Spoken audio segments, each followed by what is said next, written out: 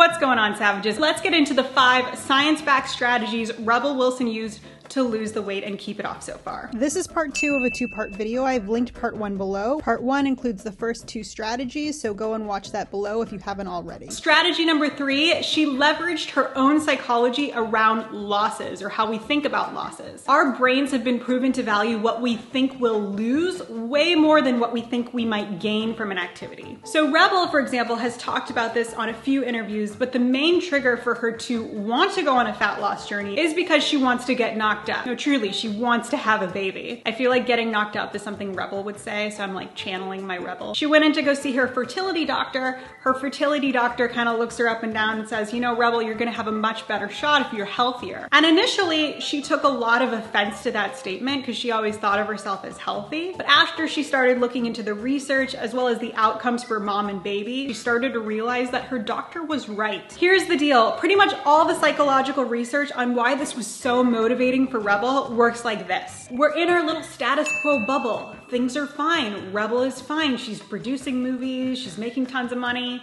Her life's going great. We get threatened with some kind of loss. For example, in Rebel's case, the potential to have children. Our brains perceive the value of this loss much higher than any gain we could have, making us far more motivated to take action. So while having a cute little vision board or putting pictures of this hot body you want might work for you, the research suggests that you're gonna be much more motivated thinking about what you lose if you don't meet your weight loss goal. She took this concept of psychological losses a lot further and even started talking about it in a lot of interviews and on social media. She proclaimed 2020 the year of health for her in multiple interviews. This year I'm concentrating on health. Yeah, it's the year of health for me. She posted her fat loss journey on Instagram, documenting much of the process. Rebel has admitted to saying that she has lost weight before, but she's failed to keep it off. I'm proud of myself for doing that and having like a lot more balance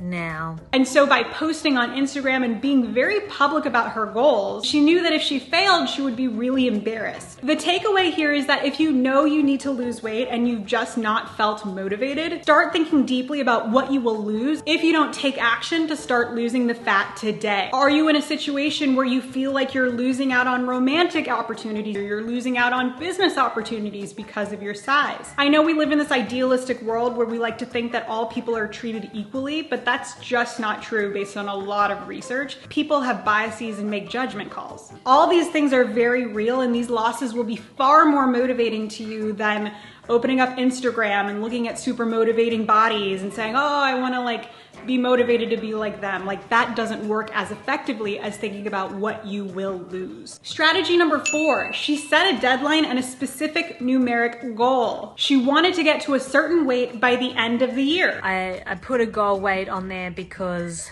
you know, I needed some tangible thing. And she's right. Goal setting needs to have specific metrics and deadlines to be the most effective. I've gotten pushback from people on this idea of setting a metric and a deadline with weight loss before, but you have to have a deadline for your fat loss journey because you need a certain point by which to get out of the diet. You gotta go back up to maintenance calories at some point because dieting creates a lot of stress on the body. It is thought that you shouldn't lose more than 10% of your overall body fat at a time before you go back up to your new maintenance calories, so your body gets acclimated with its new weight and starts to find its new homeostasis. Rebel has told her Instagram fans that her new maintenance calories are about 2,000 to 2,500 calories per day. Now I'm going more into like a maintenance phase. It'll probably be about 2,000, 2,500 because I do work out like a beast. There's a famous study called the Matador study, which has shown the benefits of implementing periods of going back up to your maintenance calories in order to maintain metabolism in obese individuals. People are calling these little breaks of going back up to maintenance calories diet breaks. I've talked about diet breaks on this channel a lot as a great strategy to help people with their fat loss phases. Setting specific goals is also linked with higher motivation, self-esteem, confidence, and autonomy. And research has established a strong connection between setting goals and improving the probability of success. There's a lot of hokey books on this subject. My favorite is Measure What Matters. The author talks about a goal-setting practice called OKRs, and it's a goal setting practice used by the employees at the most valuable companies in the world. And to a certain extent, Rebel essentially implemented her own OKRs. One thing I couldn't find Rebel talking about, but I think it's really valuable to add to our discussion on goals, is that she probably broke her year-long goal down into mini, weekly, or even daily goals. The temporal theory of motivation suggests this, but essentially,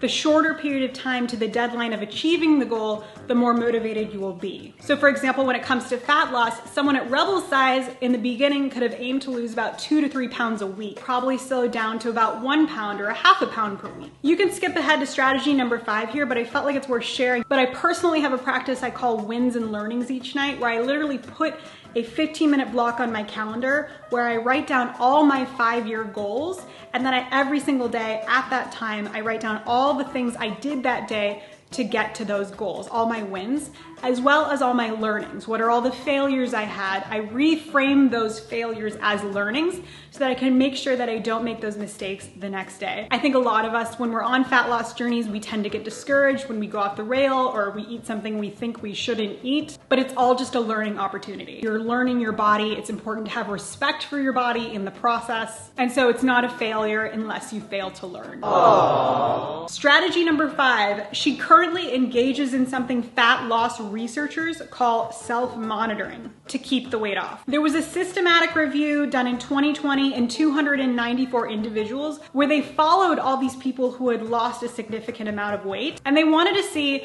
of those that kept it off, what were they doing?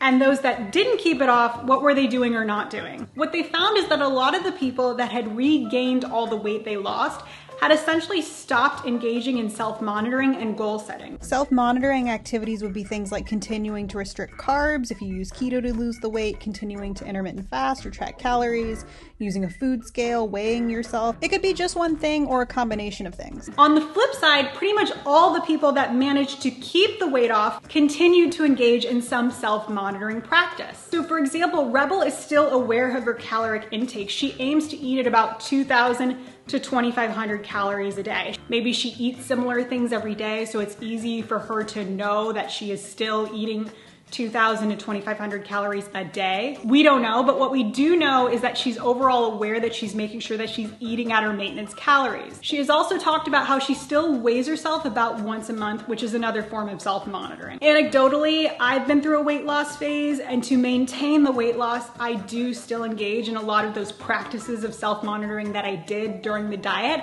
just not to as a rigorous extent as I did during the diet. My forms of self-monitoring are that I am generally aware of my caloric intake on a daily basis. I'll weigh myself about once a week or once a month, and I generally take progress pictures about once a month because I'm focused more so on body recomposition. And progress pictures are gonna give you a much better gauge at that than something like the scale. I'll see you guys in the next video.